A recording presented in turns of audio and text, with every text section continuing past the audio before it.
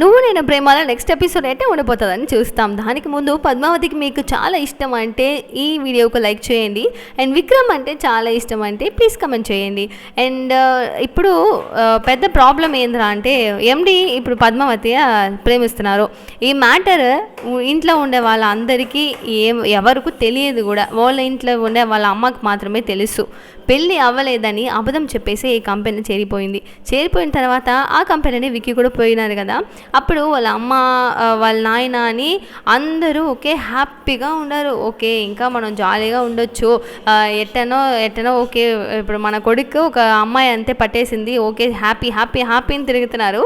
కరెక్ట్గా రే ప్లీజ్ రా నా కోసం ఆ పిల్లని మాత్రం చూపిరా అని ఎట్టనో తల్లాడి ఎట్నో అల్లాడి ఏదేదో అడిగి లాస్ట్గా చూసేస్తున్నది. చూసి పద్మావతి ఇంత బాగా ఉన్నది, నాకు చాలా నచ్చిందిరా అని ఏదేదో బిల్డప్ అంతా వేస్తున్నది. ఓకే మా మన అందరికీ నచ్చింది కదా, నేను పెళ్ళి చేసుకుంటానంటే ఈ పిల్లనే చేసుకుంటాను అని ముందే చెప్పినాను కదా, ఈ పిల్లే నాకు ప్రాణం అని ఏదేదో మాట్లాడుతున్నారు. అయినా అది ఎదువరకు పోతుందని వెయిట్ చేసి చూస్తాం. ఖచ్చితంగా జరగదని అందరికీ తెలుసు. అయినా మీరు ఎంత ఎక్స్పెక్ట్ చేస్తున్నారని కమెంట్ బాక్స్లో చెప్పండి. బాయ్.